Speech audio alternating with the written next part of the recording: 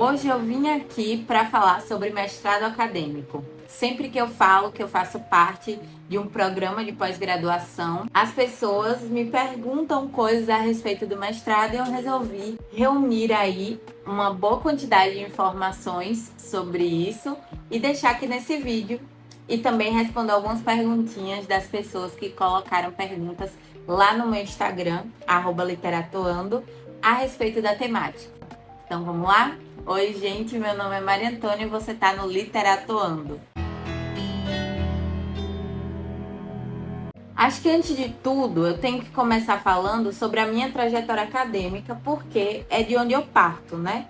Eu tive a oportunidade de não precisar trabalhar enquanto estudava na Universidade Federal da Bahia. Eu saí de lá do meu interior e vim para a cidade de Salvador para poder fazer o curso de fonoaudiologia. Por conta disso, né, por saber que sempre existiu um esforço muito grande da minha família em acreditar em mim, acreditar nos meus estudos, acreditar que estudar é o caminho, e eu sabendo que isso era um grande investimento deles, eu sempre me enfiei em tudo que era possível dentro da Universidade Federal da Bahia, que é onde eu estudei e continuo estudando. Então, eu tive a oportunidade de experimentar várias coisas, monitoria, grupo de estudos, liga acadêmica, enfim, uma série de oportunidades que a universidade fornece para a gente de aprofundamento em certas temáticas que são muito importantes. Na verdade, eu acabei me encontrando dentro da iniciação científica. Enquanto eu estava lá, eu participei de uma pesquisa que era a respeito do letramento de adultos surdos. Foi uma pesquisa de uma professora minha. E aí, logo em seguida, pelo fato de eu já estar dentro dessa pesquisa, a gente começou a pensar em um trabalho de conclusão de curso. Eu me formei no final do ano passado, né? Finalizei as atividades no final do ano passado, mas a colação de grau foi começo desse ano de 2023. E eu estava totalmente voltada para a questão do letramento de adultos surdos. Só que aí surgiu uma ideia de tema para mim. Eu pensei nesse tema que era pesquisar os efeitos do racismo na expressividade de mulheres negras. Entrei em contato com um professor que estuda Política Nacional de Saúde Integral da População Negra. Acabei modificando aí o meu tema e iniciando essa pesquisa do zero, que foi uma ideia que surgiu para mim pelo momento em que eu estava passando. Eu estava pensando muito sobre essa minha questão em me comunicar, né? Sobre como em muitos momentos eu sentia que eu era silenciada por ser uma mulher negra, enfim. Eu estava passando por esse dilema e ter a oportunidade de pesquisar acerca do tema foi algo muito importante para mim. Foi um período em que eu li bastante sobre a temática, enfim. Eu acabei me apaixonando pela pesquisa. E eu acho que esse é um ponto principal, né? Eu acho que o mestrado, doutorado e afins, o caminho da pesquisa, ele é muito importante e muitas vezes ele acaba sendo visto como inferior. O ponto é que eu me encontrei nesse lugar de querer me formar cada vez mais como uma pesquisadora, e eu acho que se o seu intuito é um mestrado acadêmico, seria muito importante que você já entrar sabendo que a pesquisa é algo que você vai desenvolver aí no decorrer do mestrado. No meu programa de serviço social, é bem interessante porque as professoras, né, todo o grupo, eles estão voltados completamente em fazer a gente evoluir a nossa carreira acadêmica. Incentiva a escrever artigos, pensar em temas, submeter a congressos. Quando eu perguntei ao meu orientador, antes de tudo, né, eu perguntei a ele o que é que ele achava sobre mestrado e tal, pedi um conselho mesmo, e ele me falou: você se vê indo em congressos, fazendo divulgação científica? Porque se você se vê, esse é o caminho. E eu tive muita sorte de ter tido ele, né, para poder me dizer isso, para poder falar o que é que eu iria encontrar nesse caminho. E aí minha intenção é justamente passar aqui para vocês o que é que vocês vão encontrar no mestrado acadêmico. É importante que, caso você queira de fato o mestrado acadêmico, saiba que ele é voltado para pesquisa e docência. Então, você vai estar se formando como pesquisador, pesquisadora, pesquisadora e como docente, né? Futuro docente. Então, como eu ia falando do meu projeto de trabalho de conclusão de curso, ali eu me encontrei completamente. E comecei a pensar como que eu poderia fazer para evoluir aquela pesquisa, para pesquisar mais sobre o assunto. Eu acredito que o trabalho também, ele deu algumas brechas, coisas que dava para pesquisar. Só que o que eu sentia quando eu estava dentro da universidade, sendo bem sincera, é que parecia um grande segredo, que as pessoas não falavam. Pelo menos na minha graduação, poucas vezes eu vi pessoas, professores, qualquer pessoa, falando qual caminho que eu deveria trilhar para poder entrar no mestrado. E aí eu resolvi fazer um passo a passo aqui para vocês do que eu fiz, né? Pode ser que não caiba aí em todo lugar, nem para todo mundo, mas é o que eu fiz para poder entrar no mestrado e que talvez possa te ajudar. O primeiro passo foi procurar os programas. Então eu entrei no Google, né? Pesquisei programas de pós-graduação da UFBA. E aí eu fui olhando, tem programa de pós-graduação em diversas áreas.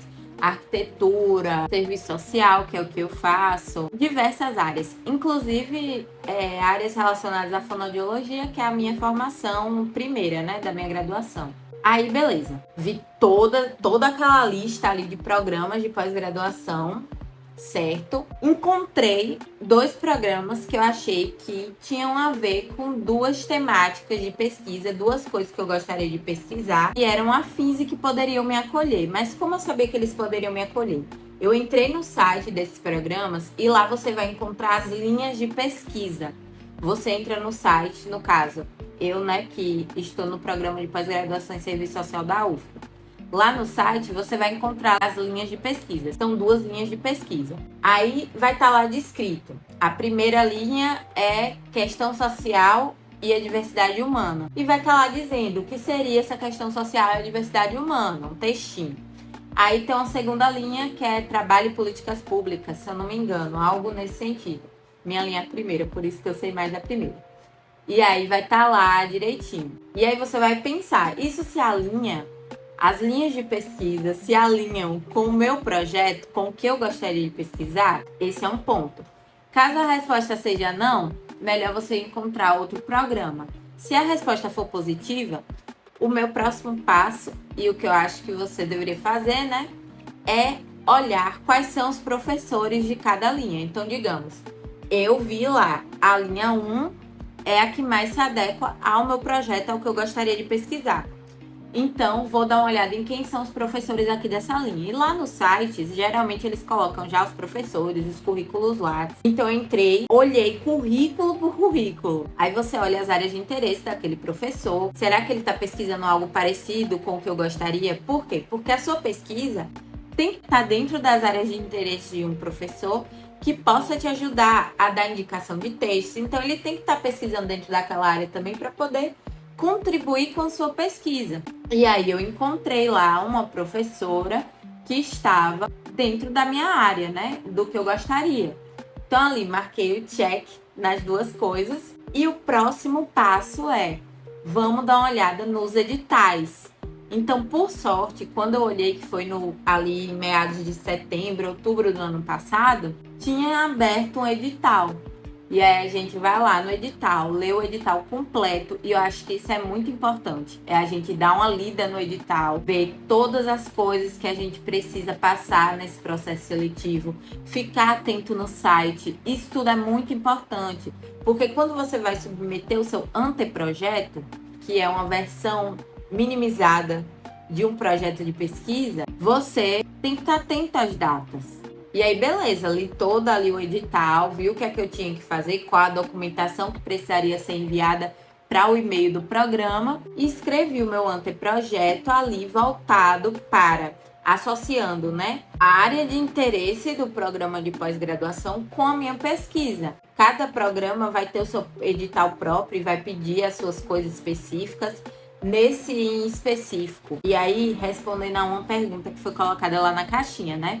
Perguntaram para mim o seguinte: como funciona o processo de seleção? Bom, eu participei de 2 processos de seleção, fui aprovada nos 2, e o primeiro foi no programa de pós-graduação em Ciências da Reabilitação. No de Ciências da Reabilitação, tiveram 2 fases, se eu não me engano. A primeira fase foi de envio do anteprojeto, e essa foi em comum com o de serviço social. Tanto de Ciências da Reabilitação quanto de serviço social Ambos eu tive que enviar o anteprojeto com a documentação que eles pedem. O anteprojeto vai ser avaliado e eles vão dar uma nota. Isso tudo vai sendo colocado no site. Então a gente tem que ficar atento porque eles vão disponibilizando etapa por etapa. O processo seletivo é etapa por etapa.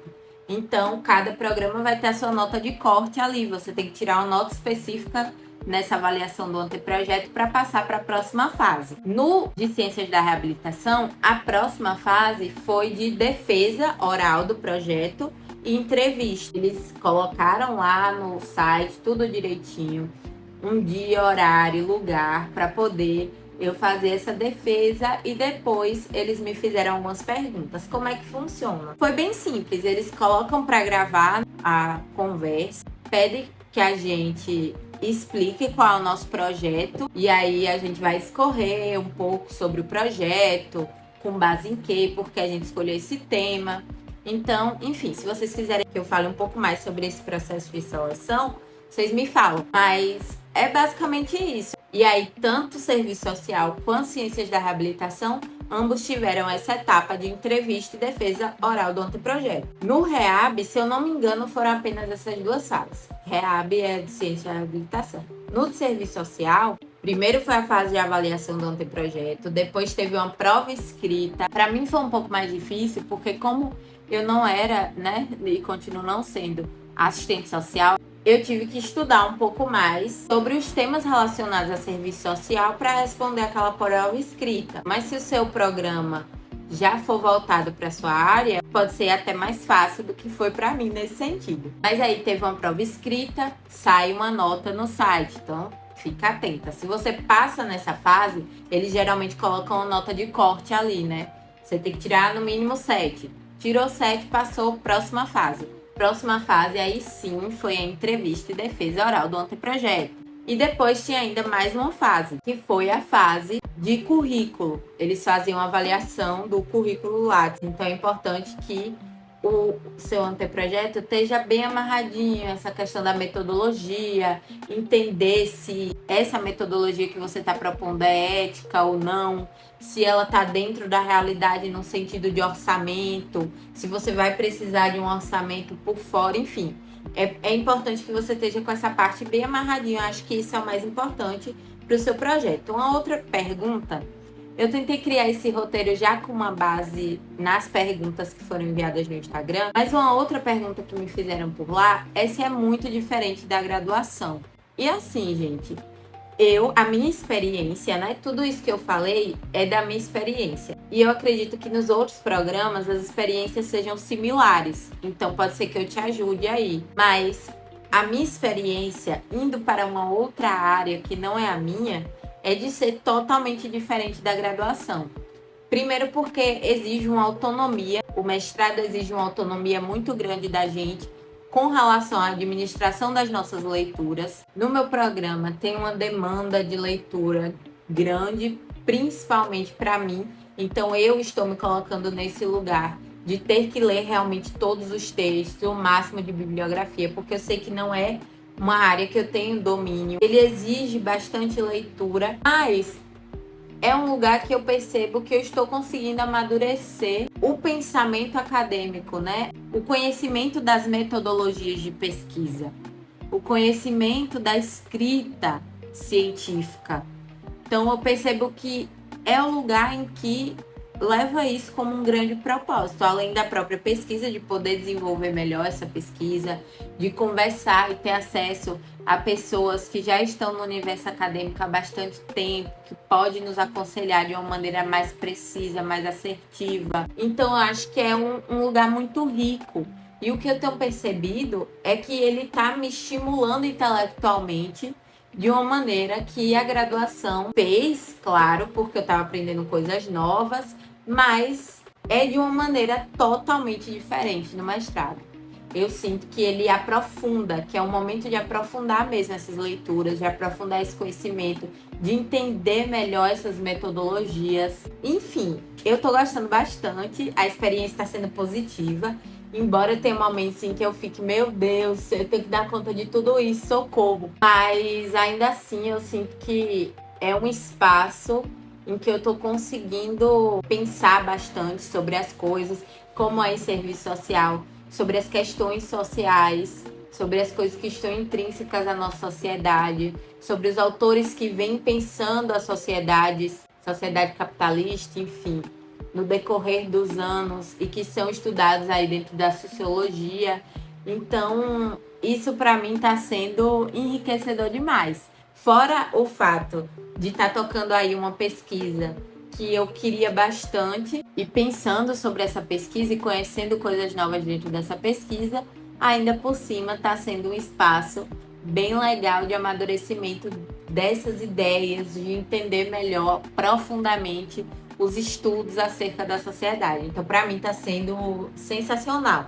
Eu acho que essas experiências elas são muito individuais, mas o que eu posso atestar com certeza é que é totalmente diferente da graduação. Pelo menos na minha experiência é totalmente diferente. Então é isso, gente. Eu espero que eu tenha tirado a maioria das dúvidas de vocês. Se você também está fazendo mestrado acadêmico, se quer que eu aborde mais uma temática, explique melhor sobre alguma coisa, desenvolva alguma ideia do vídeo aqui, deixa nos comentários. Muito obrigada quem me mandou as perguntas lá na caixinha de perguntas do Instagram. Me segue por lá para quando tiver essas caixinhas você conseguir participar também. Muito obrigada por assistir até aqui. Um cheiro e tchau!